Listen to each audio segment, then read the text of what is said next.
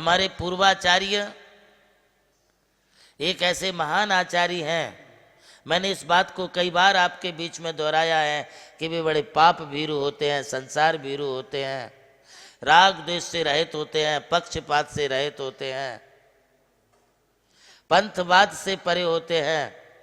इसलिए हमारे आचार्य कभी अन्यथा कथन ना तो कहते हैं, ना उन्होंने कोई अन्यथा बात लिखी है।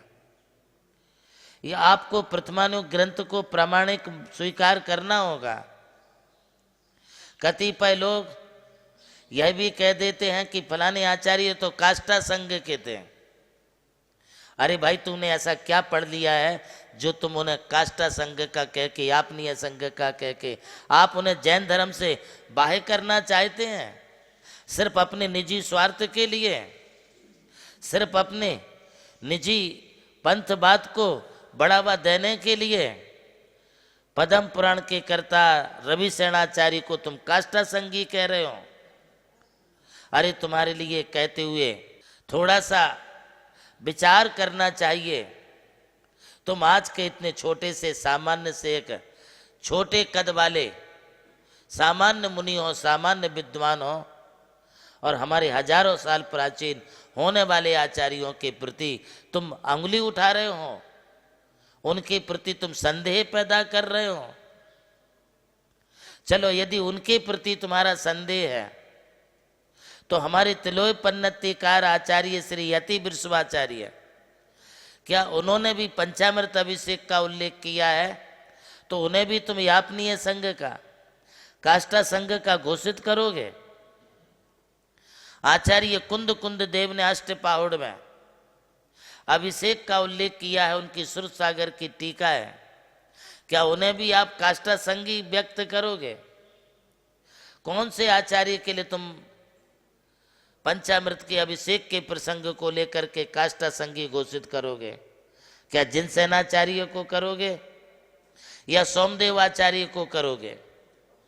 ये बड़ी विचित्र बातें जो लोग समाज में अफवाहों के रूप में फैलाते हैं, समाज को ऐसे उद्घोषकों से सावधान रहना चाहिए। कई लोग कहते हैं कि ये भट्टारकों की परंपरा है, भट्टारकों ने ऐसा लिख दिया है। तुम क्या समझते हो? भट्टारक बेबी आर्ष परंपरा के उद्घोषक थे। भट्टारक आचार्य परंपरा का अनुकरण करने वाले थे। भट्टारक हमारी प्राचीन परंपरा, संस्कृति और धरोहर को सुरक्षित करने वाले थे। हमारे भट्टारक एक भी बात को अपने मन से कहीं भी किसी प्रकार से गलत नहीं लिखे। भट्टारकों को सिर्फ यह सौंपा गया कि जैसे आज वर्तमान में कतिपय आचार्य, ये हमारा क्षेत्र है, ये इतने हमारे क्षेत्र हमारे अंतर्गत हैं। आज देख लो, आप बुंदेलखंड में बनने वाले क्षेत्र, राजस्थान में बनने वाले क्षेत्र, महाराज ध्यान से सुनिए, 20 क्षेत्रों के अधिपति वे हैं। तो 20 क्षेत्रों के अधिपति वे हैं, तो हम उन्हें क्या माने? क्या संसारी माने? हम उन्हें ग्रस्त माने? बोलिए। हमारे भट्टारकों को उस समय तत्कालीन व्यवस्थाओं को संभालने के लिए, जब मुगलों का साम्राज्य था, जब रामानुजाचार्य ने हमारे ऊपर आतंक फैलाना शुरू किया, तब ये भट्टारकों के लिए नियुक्ति की गई कि आप इतने जगह के मंदिरों के, गांवों की आप रक्षा करेंगे। और उन्होंने किया। उन्होंने कहीं अपना पाटिया नहीं लगाया, उन्होंने परंपरा की सुरक्षा की, धार्मिक पद्धति रीति रिवाजों की सुरक्षा की, संस्कृति की सुरक्षा की। उन्होंने कहीं ऐसा नहीं लिखाया है कि ये सिर्फ हमारे सिवा और कोई यहाँ पर नहीं आए। ये भट्टारकों की बड़ी देन है। हम भट्टारकों ने किया, भट्टारकों ने बताया, भट्टारकों ने कहा है, इसलिए ये गलत है? नहीं, ये बोलना गलत है। हमें स्वीकार करना होगा। आज हमारे शरण बेलगोला जैसे पवित्र क्षेत्र है, हुमचा है, धर्मस्थल है, कारकल है, बैनूर है, मुड़बद्री है, मेल चितामुर है, मेल पौन्नूर मलई है, हमारे नांदनी के 700 गांव वाले मंदिर हैं, हमारे कोल्हापुर, भट्टारक, लक्ष्मी सेन के आधिपत्य में सैकड़ों गांवों के मंदिर हैं।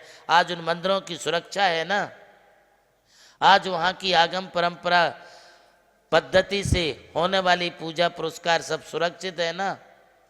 ये श्रेय भट्टारकों के लिए जाता है।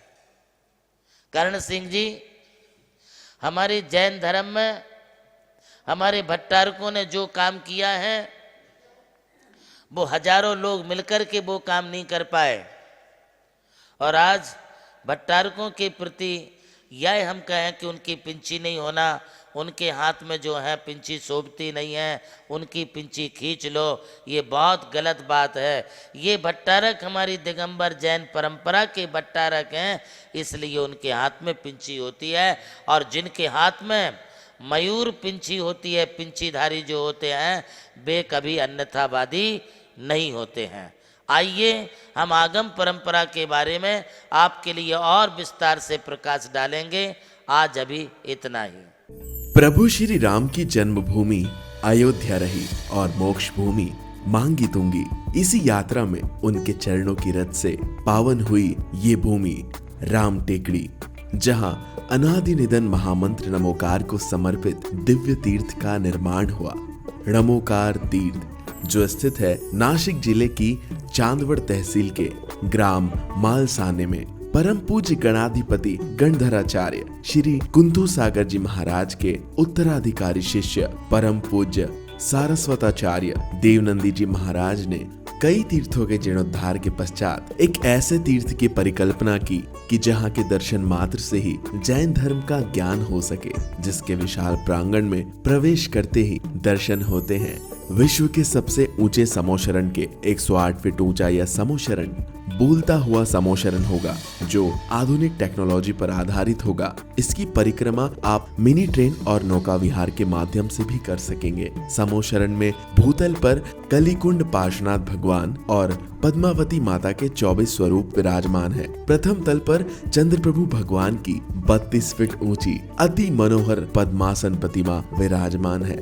विश्व के सबसे ऊंचे पंच परमेष्टि के 51 और 31 फीट की प्रतिमाएं भी यहाँ पर स्थित हैं। साथ ही जैनागम के महान गुरुओं को समर्पित अति सुंदर गुरु मंदिर है। ध्यान कक्ष, ग्रंथालय, संत भवन, 22,000 स्क्वायर फीट का विशाल पिलरलेस हॉल और 200 से अधिक कमरों की धर्मशाला, भोजनशाला, समाज जन हेतु कम खर्च में मांगलिक आयोजन के लिए मंगल कार्यालय और आगामी योजना में है जैन नॉलेज सिटी। और इस भूमि पर आकर आपको अनुभव होगा नमोकार केवल एक तीर्थ नहीं, एक दिव्य अनुभूति है। वो अनुभूति आपकी भी प्रतीक्षा में है।